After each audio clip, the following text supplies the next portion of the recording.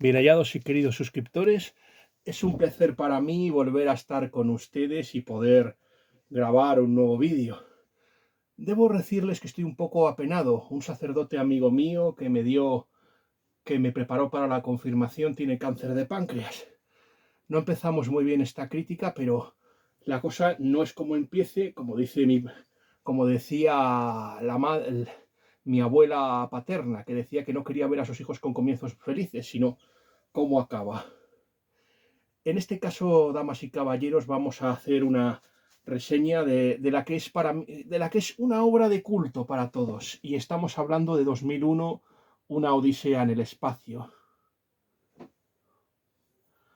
Um, esta obra, lo primero de todo es que quería dedicar esta obra a mi amigo, el profesor Manuel Alfonseca, que me ayudó mucho en con la reseña y la crítica. Es decir, ha corregido muchas de las ideas preconcebidas que tenía sobre este libro y me ayudó un poco a comprenderla, lo que quiero decir.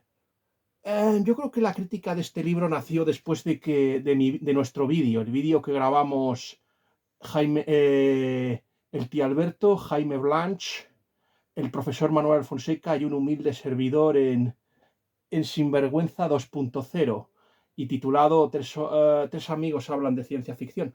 Hay una cosa que se me olvidó decirles. Creo que ya tengo preparado lo que creo que el regalo que le voy a hacer a don Juan Manuel de Prada el día 24 de abril, en que el día que presente su novela aquí en Valladolid. Eso tendría que habérselo dicho después de la enfermedad de mi amigo. Odisea 2001 y Odisea en el espacio tiene algunos hándicaps y algunos inconvenientes. Yo vuelvo a decir que este libro creo que tiene una prosa púrpura tan buena como la de Vintila Oria, pero hay cosas que me han desagradado. Como más o menos ustedes pueden llegar a saber, yo creo que mi primer contacto con 2001 Odisea en el espacio creo que comenzó cuando mi padre llegó tarde al cine y llegó a la parte de la luna y no pudo enterarse de la película y tuvo que explicárselo José Luis García en Qué grande es el cine, un programa que había en la 2 en el coloquio. Tuvo que explicarle más o menos de qué iba. Más o menos, yo tenía un profesor de religión en el colegio La Salle cuando estábamos, pues yo creo que en octavo de GB, Andrés Corcuera, que más o menos creía más o menos que el monolito y el avance de la humanidad pues era la visión de Dios en la historia, pero la cosa es realmente la opuesta, ciertamente. Lo que quiero decirles es que ya esta novela va a ser la que va a perpetuar un mito, y ese mito va a ser, o sea, la sustitución de los extraterrestres por Dios.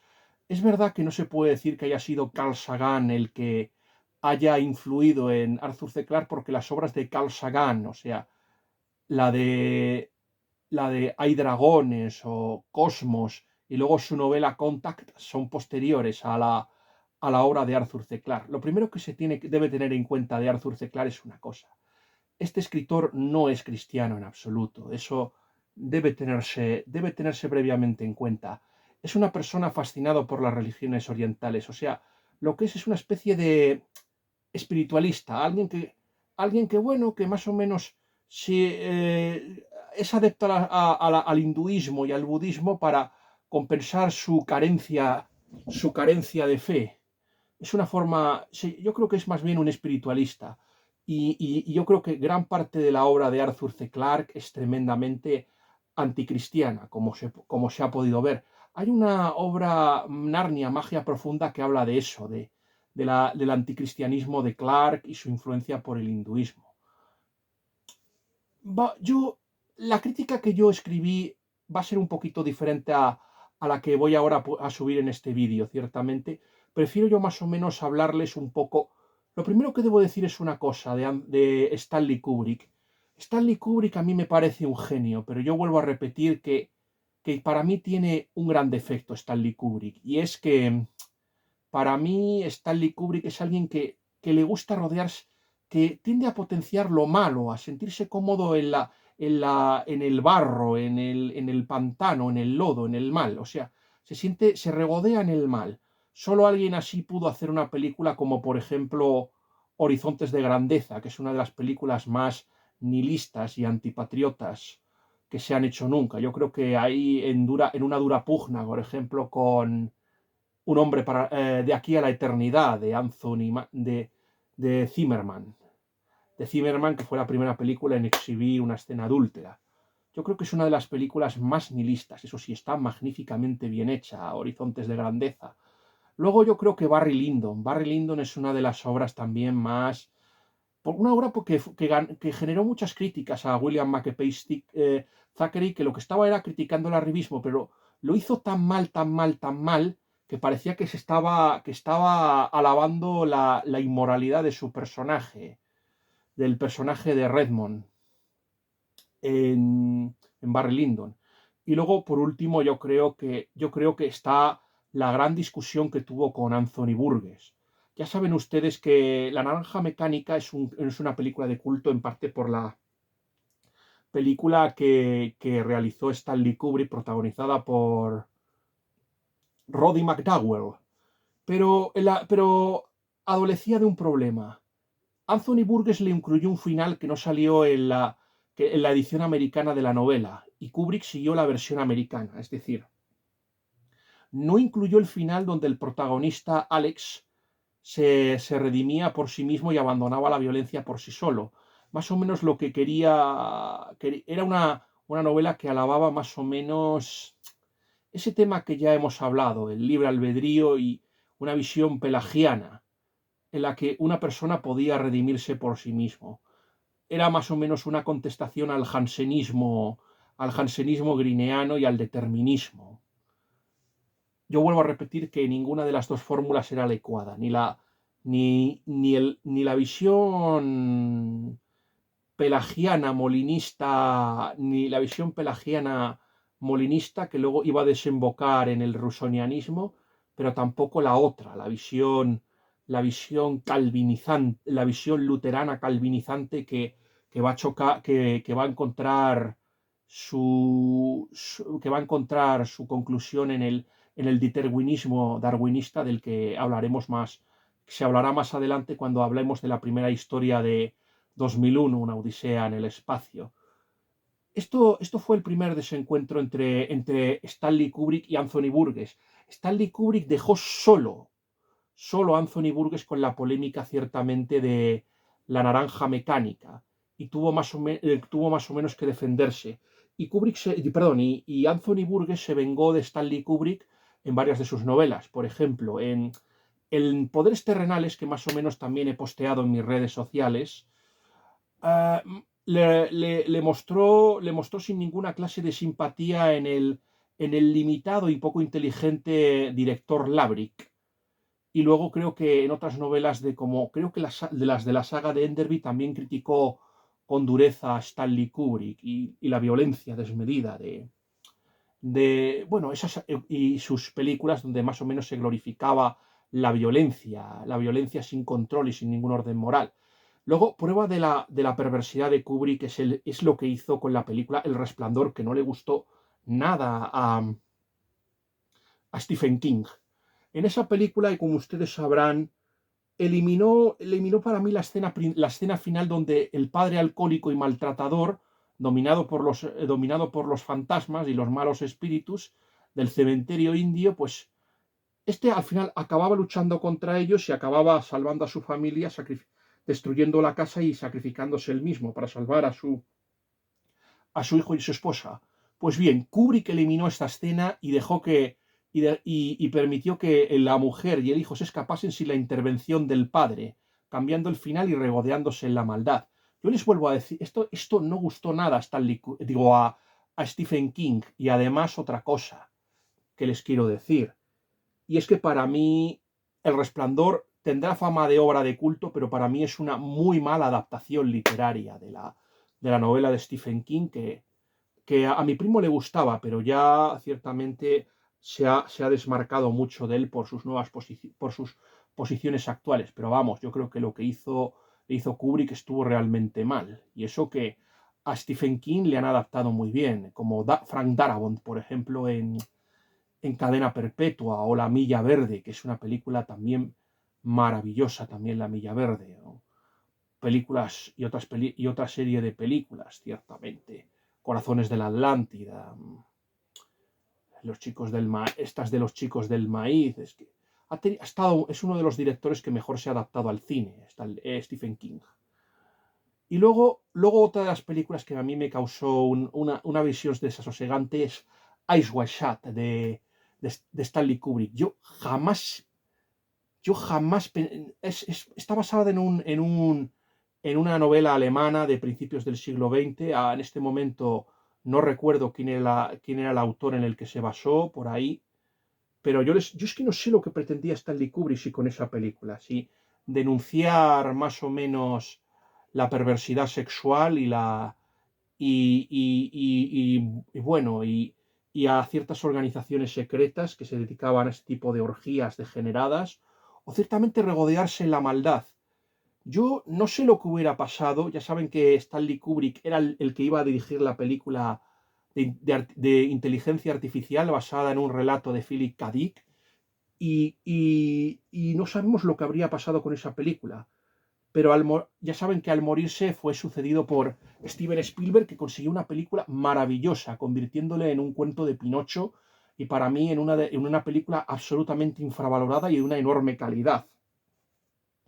Con un Haley Joel Osment que yo creo que completó una trilogía maravillosa, como era El Sexto Sentido, Cadena de Favores, que es una de mis películas favoritas, y también Inteligencia Artificial. Yo creo que está muy infravalorada y me gustaría volver a verla, si fuera posible, Inteligencia Artificial. Pero yo tengo la sensación de que si Spielberg no hubiera tomado las riendas del proyecto, creo que la película habría sido más malvada, la película de Stanley Kubrick, y creo que no habría sido tan maravillosa como la versión que vimos en la gran pantalla.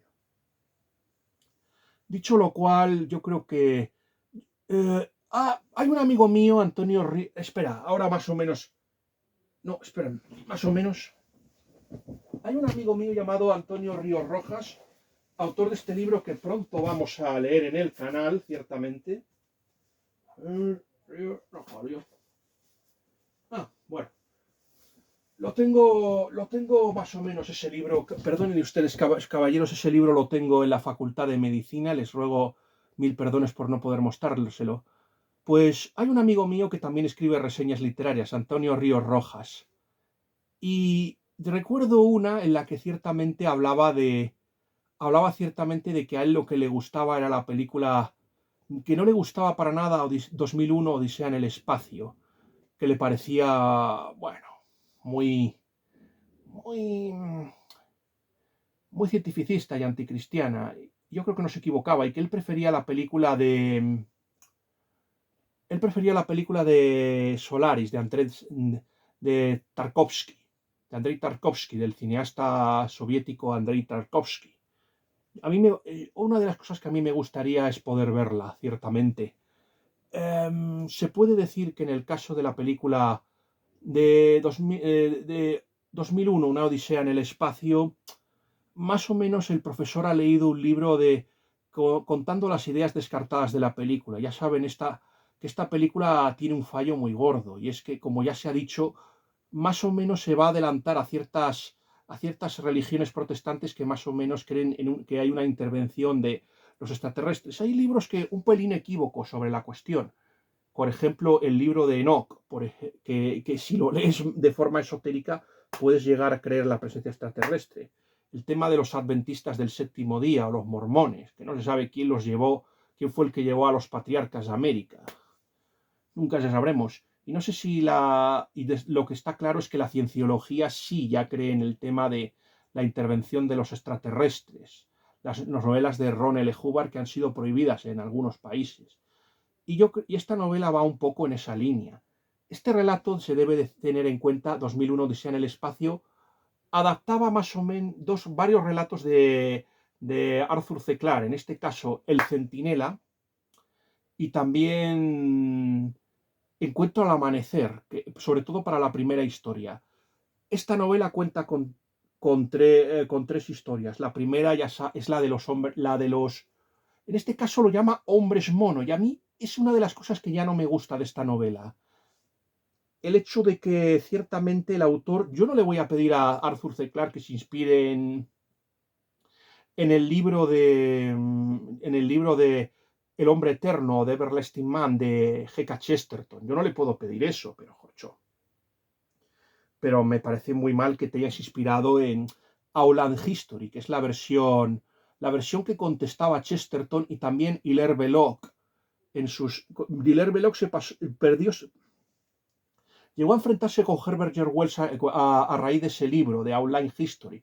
Se debe tener en cuenta que H.G. Wells es un divulgador, un socialista fabiano y también escritor de ciencia ficción, no es un historiador al uso. O sea que su obra tiene, bueno, algunos me podrán decir que tampoco lo son G.K. Chesterton y Hilaire Belloc, pero hombre, pero debo reconocer que tiene el valor que tiene. Y ni siquiera en mi facultad se le ha estudiado como historiador a Herbert George Wells. Y mira que mi facultad, que las universidades europeas no son precisamente de favorecer no tienden a favorecer a escritores muy críticos con el cristianismo o con la visión antigua de la historia, pero Herbert George Wells no está con él, incluso ha envejecido mal.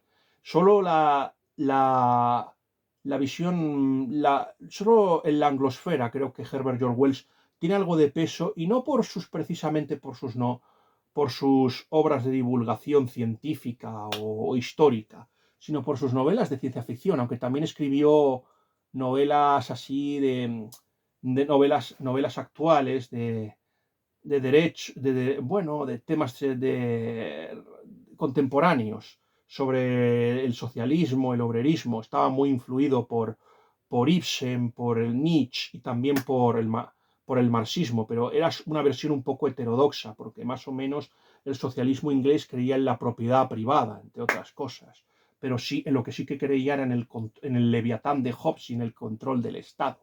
Eso es lo que se debe tener en cuenta. Herbert George Wells es el autor como de La máquina del tiempo, que creo que puede ser su mejor novela, La guerra de los mundos también, El hombre invisible, y La isla del doctor Moreau, que me gustaría leer, y también lo que el profesor denomina como utopías y distopías, como Cuando el dormido despierte. Tiene más, pero es que depende tiene más, pero El país de los ciegos, que me parece que es un grandísimo libro. No lo he leído, pero me han hablado muy bien de él, entre otras cosas, entre otros Juan Manuel de Prada. Ciertamente me ha hablado muy bien de En el país de los ciegos. Lo que se les quiere decir es que en Outland History, o sea, se tira no sé cuántas páginas tiene, pero no hay ni una sola mención a Jesucristo en su historia. Y la visión que tenía de los hombres primitivos de la prehistoria es la visión típicamente darwinista, o sea, presentar al hombre como una especie de bestia o de animal, sin ningún tipo de puro instinto y sin ningún tipo de empatía, de humanidad, de bondad, o sea, como un animal más salvaje e incontrolable. Más o menos tendía a llamar a la gente, más o menos a presentarlo como una lucha generacional, y a los hombres primitivos mayores llamarlos el viejo. Un autor que, por ejemplo, también fue influido por esta visión de la historia que tenía H.G. Wells fue, por ejemplo, el premio Nobel William Golding en su novela Los herederos, donde retrataba algo que más o menos va a rescatar el premio Nobel Svante Pavo, que es el encuentro entre los neandertales y los sapiens o cromañones. Y en este caso los cromañones habrían matado a los neandertales por instinto de conservación y por miedo. O sea, les producían miedo y por eso los mataron, ciertamente. Es una novela que yo he leído, lenta, aburrida, pero yo creo que eficaz. No tan buena quizás como El Señor de las Moscas, pero interesante, a pesar de que no creo que esté entre mis novelas favoritas, Los herederos de William Golding. Lo que se les quiere decir a ustedes es que está más o menos cercana a esa visión.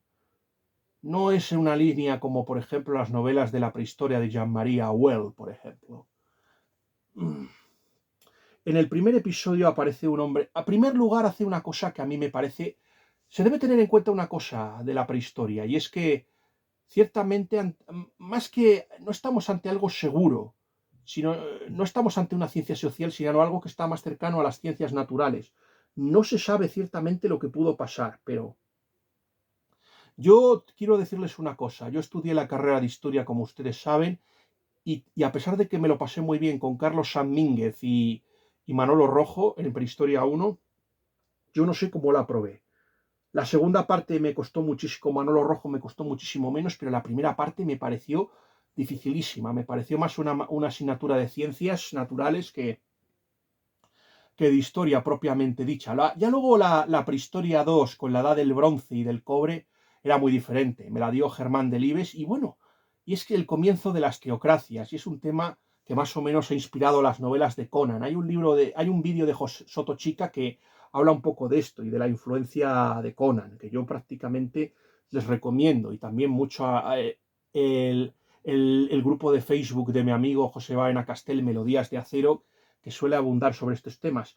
A mi amigo José Baena Castel le fascina mucho la prehistoria, la denominada edad del bronce y del cobre hasta la edad del hierro. Y es un tema, y por eso he tratado un poco este tema en esta crítica. Creo que es muy justo tratarlo.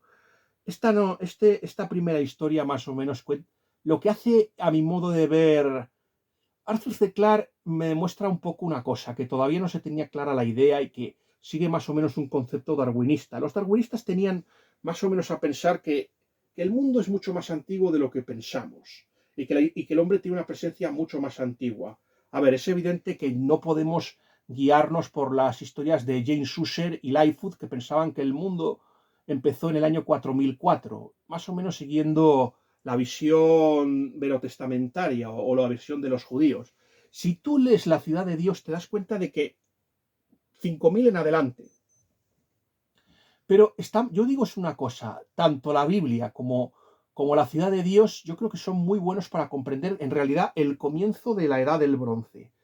Pero ciertamente, más o menos, no me acuerdo quién era, pero hubo un pensador francés que perdió la fe porque pensaba que había unos hombres, que existían unos hombres preadanitas, previos a la existencia de Adán. Yo no sé esto, no sé, este asunto me parece que lo leí en La nueva ciencia de Giambattista Vico, lo leí allí, pero no les quiero decir mucho. Este tema, yo lo que quiero decir es que para mí no hay ningún conflicto, con mis creencias, les quiero decir ciertamente. Pero lo que quiero decirles es que es absurdo lo que pretende Arthur C. Clarke en esta novela. Hacernos creer que el hombre tiene una existencia de 100 millones de años. Es absolutamente disparatado. De momento, los restos más antiguos que se han encontrado del hombre, 10 millones y ya es mucho. El famoso Homo Toumai. Quiero decirles una cosa, que Arthur C. Clarke, y en descargo de Arthur C. Clarke, y es que Arthur C. Clarke escribió Odisea 2001, una Odisea en el espacio, en la década de los 60, antes de que el hombre llegase a la Luna, y que en aquella época no se había descubierto todavía a Lucy en Rift Valley, en el río Omo, en África. Incluso Teilhard de Chardin llegó a pensar que el hombre había empezado en Asia, con la teoría del ex oriente lux, de Vera Gordon Child y todo esto. Pero no, la verdad es que empezó en África y yo creo que 10 millones de años es la edad, puede que haya un poquito más, pero vamos, los 100 millones de años que lo sitúa Arthur C. Clarke me parece una barbaridad, ciertamente. Además es que habla de hombres mono, no habla de antropoides, de homínidos, que sería lo lógico. Hablar de homínidos y de antropoides, creo que sería lo lógico. O sea, yo creo que más o menos de lo que estaba un poco más o menos hablando Arthur C. Clarke es de lo que yo quiero decirles como el engaño del cráneo de Piltdown, que fue un cráneo que se encontró en Inglaterra y luego resultó que era una falsificación para hacer caer en el error a los darwinistas, y cayeron. Yo vuelvo a repetir que han vivido mucho los darwinistas del famoso debate que tuvo el, el padre Thomas Huxley, el padre de los hermanos Huxley, de Aldous y Julian Huxley, que fue un filósofo evolucionista agnóstico y que se enfrentó con Wilberforce, el hijo del famoso Wilberforce, que fue un obispo anglicano. Estaba ganando hasta que se empezó a descalificar a su rival y ahí fue cuando le dieron el debate como perdido a Wilberforce.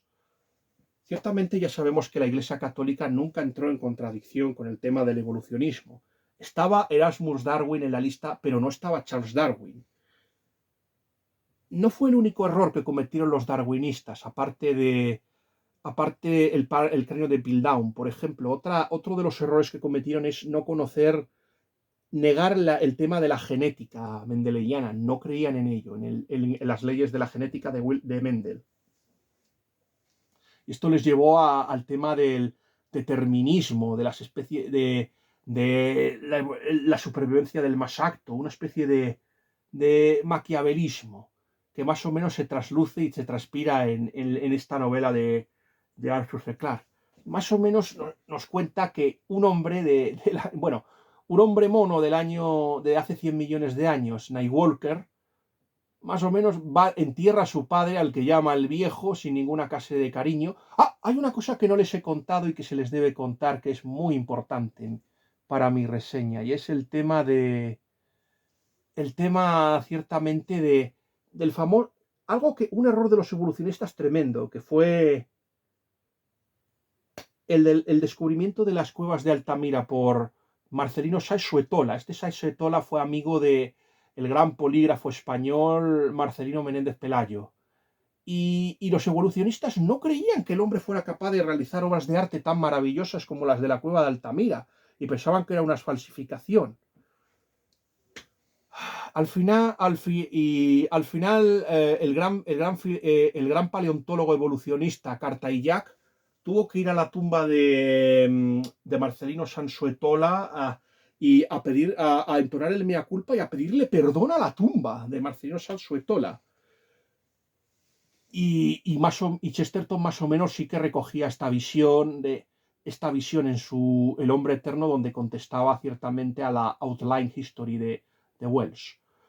O sea que empezamos ya mal con Arthur C. Clarke presentando a estos hombres mono y a Nightwalker, enterrando a su padre sin que hubiera ningún reconocimiento entre ellos. O sea, es el progenitor, le ha dado la vida y ya está. Cuando se muere va y lo tira ahí como si fuera sin ninguna clase de enterramiento. Es verdad que, por lo que me han contado, los cultos funerarios y la trascendencia religiosa empezó en el Mesolítico, pero bueno, yo qué sé, eso de tirarlo ahí a un osario para que se lo coman las fieras, no sé, me queda un poco frío. Este Nightwalker es un poco más alto y más fuerte y un pelín más inteligente que los demás. Más o menos estos hombres monos se encuentran en el Pleistoceno, están hacinados, parece que no tienen ninguna capacidad de supervivencia y están abocados a la extinción. Y entonces es cuando aparece el famoso monolito, que es una especie de catalizador, es una especie de antena con la que los extraterrestres se comunican con los humanos y les desbloquean conocimientos para que puedan progresar. Entonces se ponen ahí mágicamente a tallar piedras y a hacer armaduras como algo que no se hace hasta el habilis, y el habilis no lo hace bien. O sea, yo quiero recordarles que hay varias especies de hombres primitivos. Está el Homo tuhmai, que es la más antigua, puede que haya alguna más anterior. Vamos a suponer que 20 o 30 millones. Yo creo que para mí 30 millones y 20 es muchísimo, pero vamos a suponerlo. Ese margen le doy yo de momento a la humanidad. Puede que haya nuevos descubrimientos que dejen los de este vídeo obsoletos, pero vamos a empezar así. El Homo tuhmai, luego está el Homo afarensis, luego está el Australopithecus, que esa especie creo que es a la que pertenecía la famosa Lucy del Rift Valley, que apareció ahí en el río Homo. Luego después venía, bueno, está el Homo robustus, que es una especie de hombre gigante, no gigante, más fornido, corpulento y con una especie de dentadura gigantesca. Después del Homo robustus ya viene el Homo habilis. Después del Homo habilis vendría el Erectus, y luego, en esa línea ya vendría el Homo antecesor, que es el de la cueva de Atapuerca. Eso ya serían 900.000, 800.000 años, lo de Atapuerca. Y después después del Homo erectus, hay varios hombres. También está el Homo heidelbergiensis, el Homo floresiensis, que eso es un hombre muy pequeñito que básicamente parece un mediano, de 1,20 m, 1,30 m menos. Es muy pequeño ese hombre. Es que cada hallazgo más o menos genera una especie de nuevo hombre, es ciertamente. Después de esto ya vendría, después del Erectus ya vendría más o menos el Neandertal, que más o menos se tiene lugar en Francia, y después ya del Neandertal vendría el Cromañón y el Homo sapiens, y nosotros se supone que pertenecemos al Homo sapiens sapiens. Se lo cuento un poco para saber, para que ustedes se sitúen un poco, ciertamente, con todo esto. No es algo muy fácil, pero bueno, yo desde que estaba en el colegio en los años 80 fue lo que estudié, y luego en la universidad fue lo que más o menos se me insistió, ciertamente. Entonces, al aparecer el monolito ya empiezan ahí a empezar a desarrollar una tecnología y es entonces cuando a tallar objetos y es entonces cuando este Nightwalker que se llama Nightwalker o Nightwatcher más o menos tiene una pasión y es más o menos con conseguir la luna, subirse a los árboles y coger la luna con los brazos, algo que no puede hacer porque no tiene todavía las bases para hacerlo, pero poco a poco, poco a poco se supone que este hombre será el antecesor o el antepasado que permitirá y sus descendientes lo conseguirán.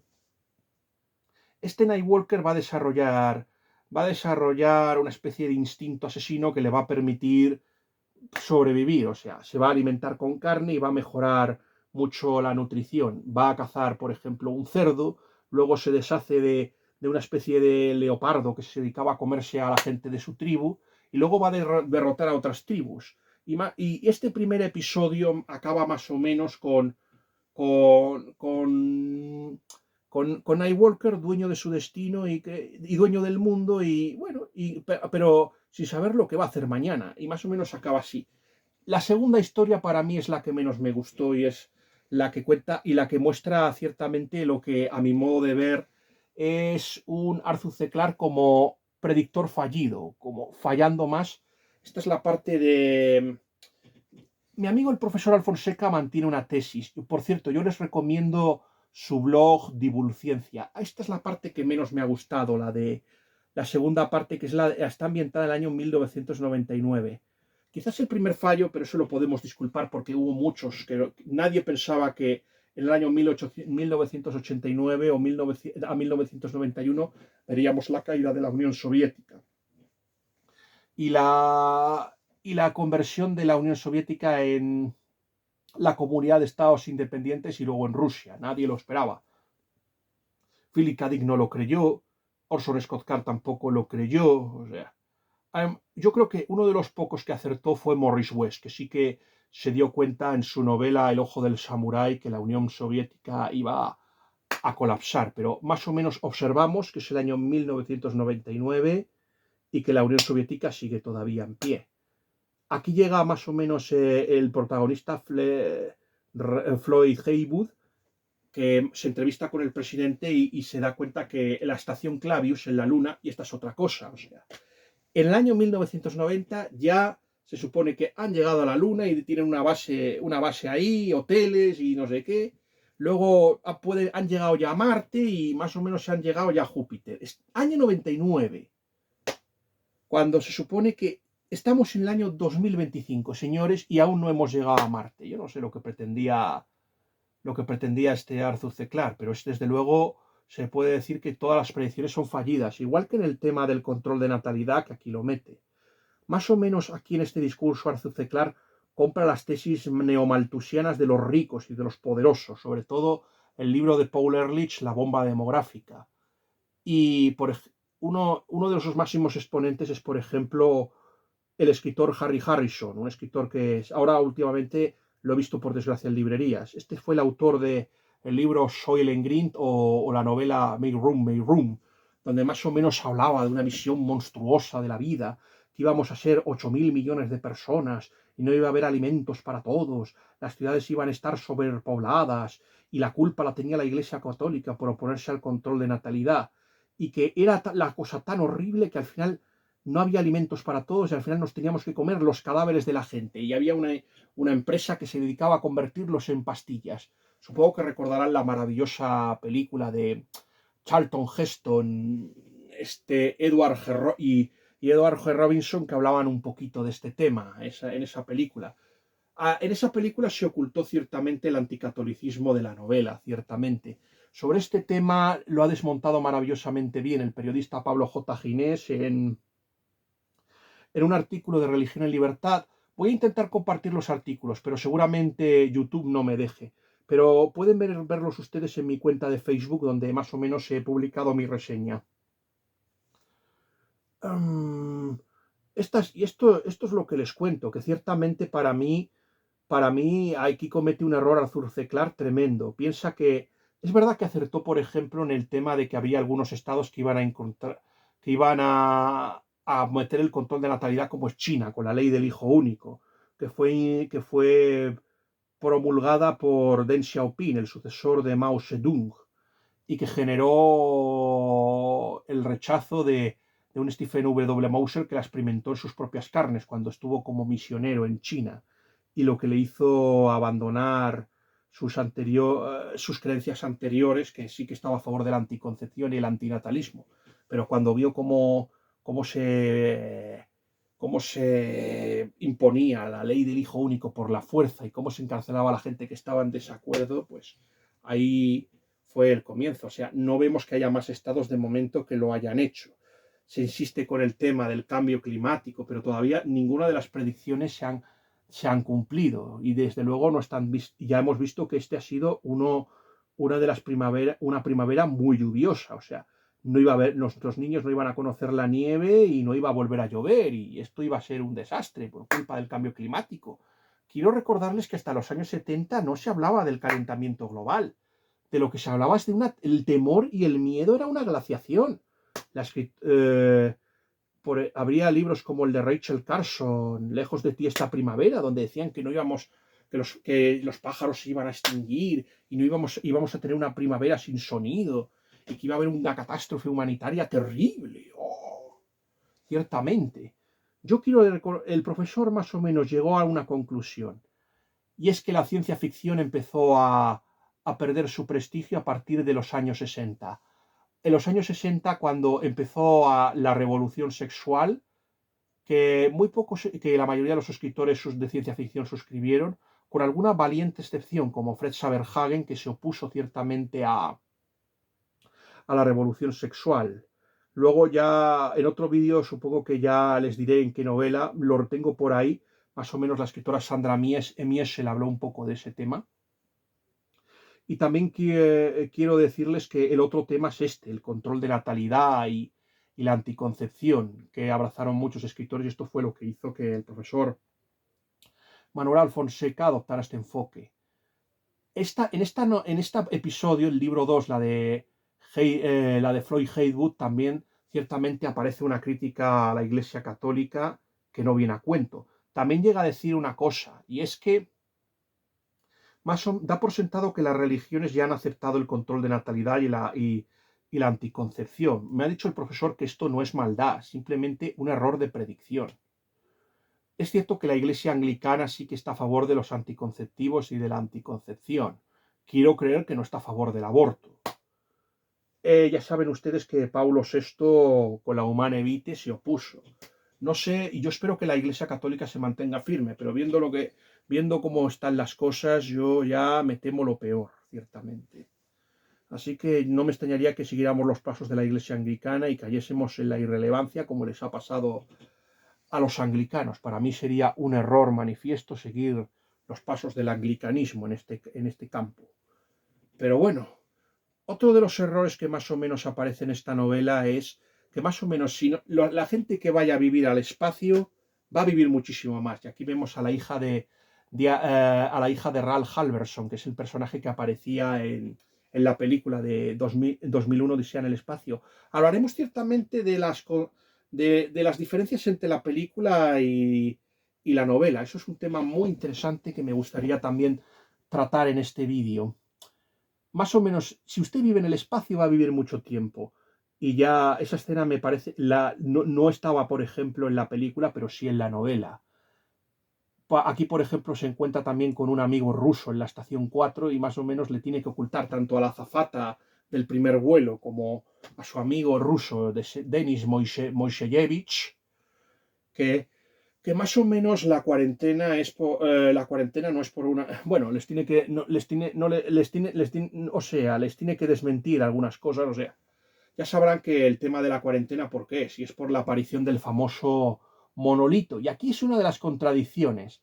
Hemos visto que aparecía un monolito en África que había evitado la extinción de los hombres primitivos y que había permitido avanzar a los hombres mono.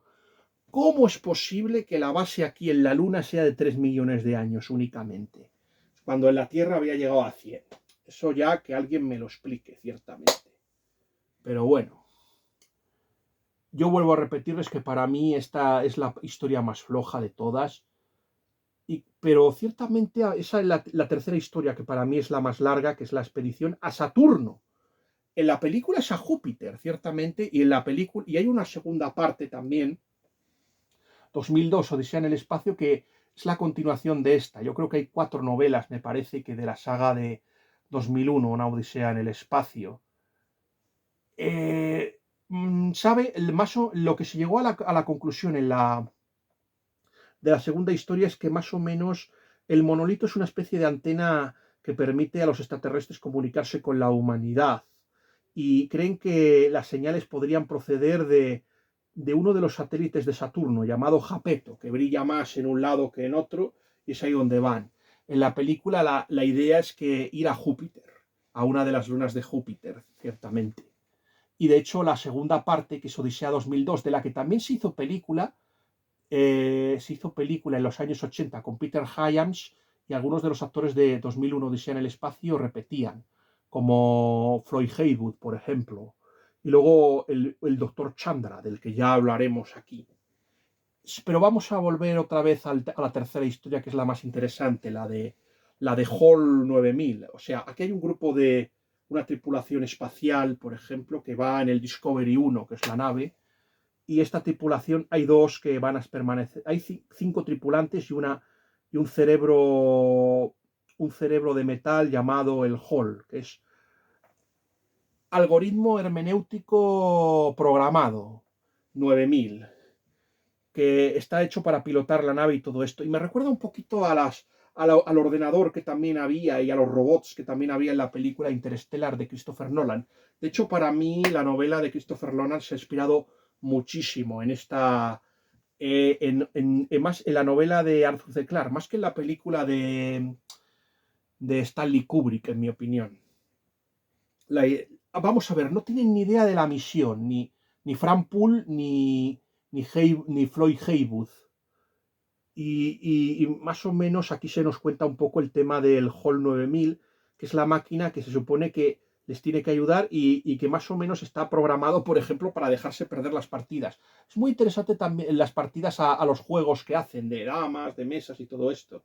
Y está obligado a obedecer las órdenes y se supone que no puede atacar a la tripulación.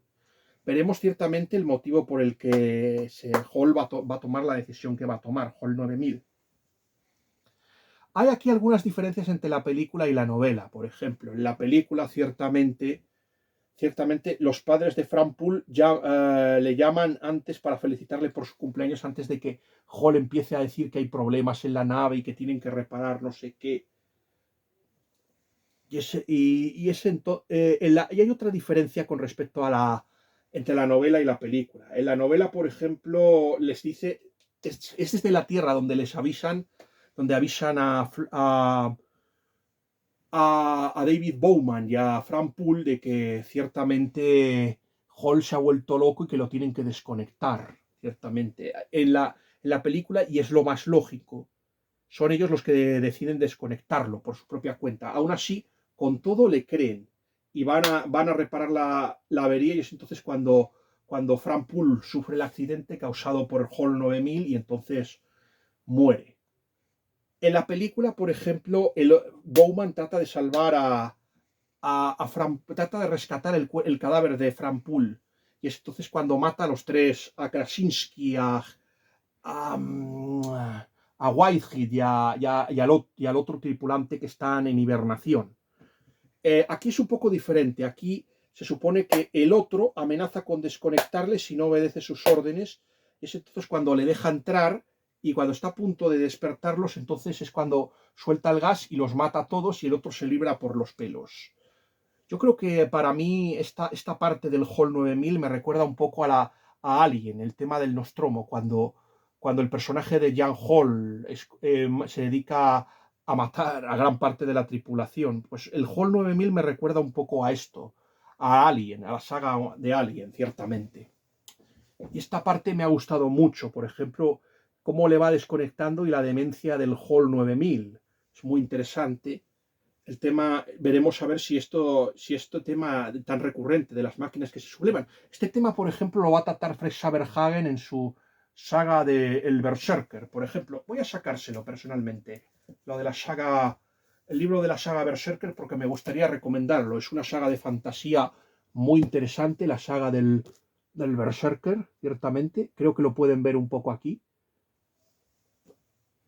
De Fred Saberhagen, se la recomiendo muy vivamente, la saga Berserker de Fred Saberhagen.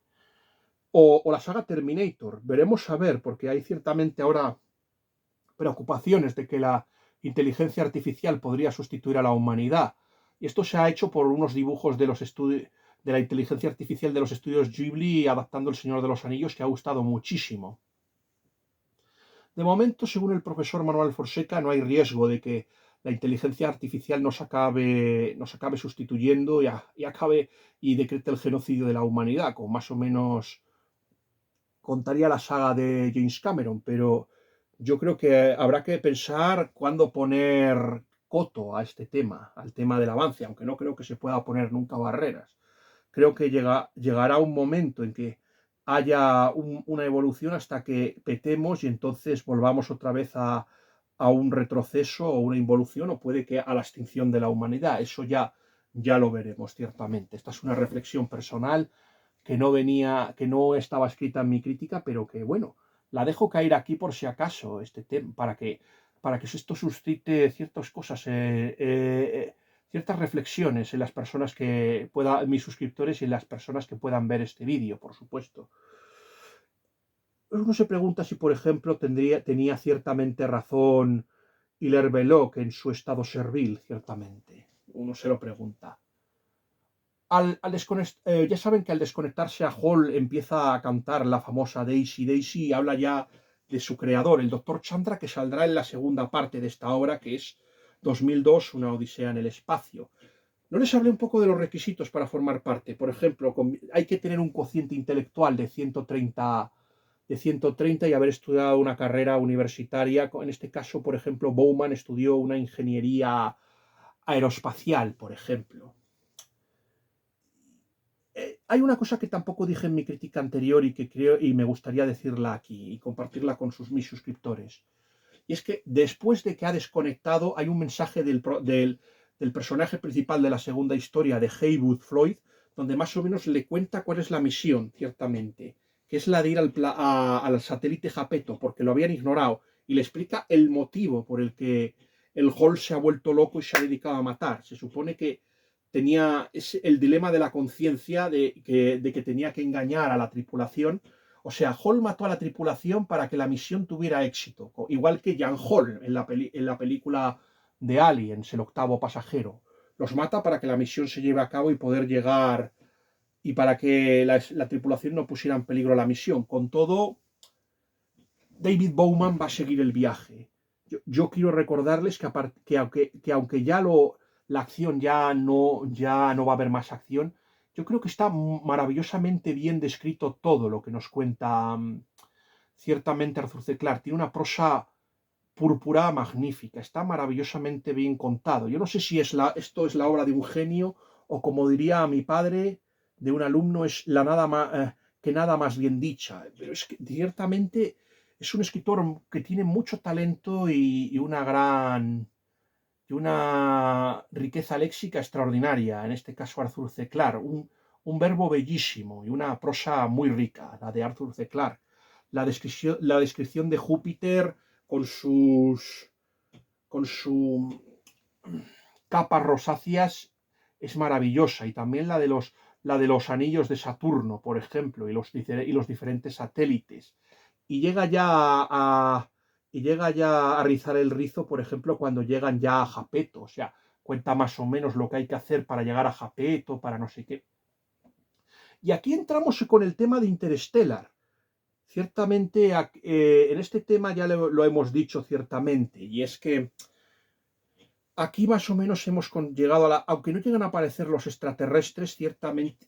Hubo varias ideas, ciertamente. Por ejemplo, había en algunos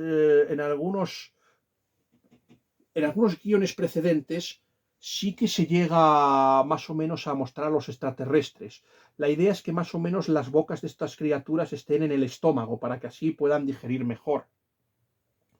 Otra cosa que fue eliminada del guión original es que los extraterrestres, cuando se encuentran con Bowman, le dicen que todo lo que han creído, que las religiones son falsas y mentiras y que deben dejar de creer en ellas y asumir la realidad, que ciertamente los humanos los humanos han evolucionado han evolucionado gracias a los extraterrestres. Como pueden ver, esta no es una visión atea, es una visión más o menos que sigue más o menos la línea ciertamente que va a seguir luego Carl Sagan, que todo se lo debemos a los extraterrestres. Yo creo que esta línea ya empezó en los años 50, ciertamente con esta película Ultimátum la Tierra, donde tenían que llegar el extraterrestre Klaatu y convencernos ciertamente de que los humanos somos unos tontos y que tienen que venir los extraterrestres a convencernos de que no nos destruyamos en una guerra atómica absurda y ridícula. Esta película, por ejemplo, fue rechazada por el gran profesor Anthony Exolin, cuyo libro que estamos tratando ahora y estamos discutiendo sobre un libro de Sex and the Unreal City de Anthony Solen. Estamos hablando de ese libro ahora en el Catholic Book Club y por eso dejo caer este tema. Hay una versión ahora un poco más moderna de Ultimátum la Tierra hecha por el interesantísimo, uno de los pocos directores cristianos de Hollywood, que es Scott Derrickson. A mí sí que me gustó, pero yo vuelvo a repetir que deja caer algo que me repugnó mucho cuando llega a decir que la civilización más avanzada tiende a destruir a la menos avanzada, y volviendo otra vez al tema de la leyenda negra y que los españoles destruimos a los aztecas y a los incas. O sea, eso a mí no me gustó de la película de Scott Derrickson, pero vamos, otra vez, yo debo reconocerles que estuve en un grupo literario de una amiga mía que me metió y yo, bueno, chocamos por el tema de las vacunas. Vamos a ver, yo no es que me opusiera a las vacunas, pero a mí eso de denunciar a la gente por ir a misa me pareció que no estaba bien, ciertamente, y por eso me fui del grupo. Pero tuvimos otra discusión previa y es el tema de los extraterrestres. Si quieren conocer mis ideas sobre el tema, yo soy agnóstico. Yo no es que no crea en los extraterrestres. La Iglesia Ortodoxa niega completamente la existencia de inteligencia extraterrestre o otras criaturas que no sean las terráqueas. O sea, yo es que no, puede que sí, puede que no. Yo no estoy muy seguro y prefiero no cometer el error de Lactancio, que llegó a decir que América no, que esas tierras no existían, y en cambio San Agustín más o menos optó por el agnosticismo. Dijo que podían existir, pero que no se podía llegar, y ciertamente en aquella época era muy difícil que se llegase. San Agustín no conocía el estrecho de Bering. Por eso yo no me quiero colar, yo quiero creer. ¿Me gustaría que existiesen? Sí, me gustaría, yo no lo sé. Había algunos científicos que hablan de la panespermia y todo esto, yo no sé qué decirles. Yo simplemente lo dejo. Yo simplemente podría decir como G.K. Chesterton que creo en unas cosas, y el creer en unas cosas me impide creer en otras. Así que ciertamente en este tema soy agnóstico, en el tema de la existencia de vida extraterrestre. Si existen, bien, y si no, pues vale, también. Yo ciertamente, esto me parece que fue Fermi el que lanzó la paradoja. Si hay extraterrestres, ¿por qué no están aquí? Puede ser que haya pasado, como dice Jaime Blanch, que hayan existido, pero su civilización haya colapsado y hayan trascendido. Que más o menos es la idea que yo más o menos pensé que nos hablaba Arthur C. Clarke, pero parece que no, ciertamente. Aún así, yo creo que la llegada al monolito es uno de los momentos más grandes, y ese tema mítico de Dios, hay un montón de estrellas. Yo creo que es para mí extraordinario. Y el final, bueno, más o menos yo creo que enlaza con la historia principal. O sea, el final de esta novela más o menos enlaza con la historia de Nightwalker. Ciertamente, nos habla un poco del poder, de la hegemonía, que estamos en el mejor momento. O sea, más o menos lo que nos dice Arthur C. Clarke es que más o menos nos dice que nos trata de contar esta historia y dice que cree que la historia que va a ocurrir de verdad va a ser más interesante que esta. Yo no sabría qué decirles. Yo creo que ciertamente la ha contado muy bien. Yo creo que a pesar de mis críticas, que ya pueden ver que están muy justificadas, yo creo que ciertamente por la calidad literaria de la obra, yo creo que sí que merece leerla. Aún así, yo le pongo un 3 sobre 5.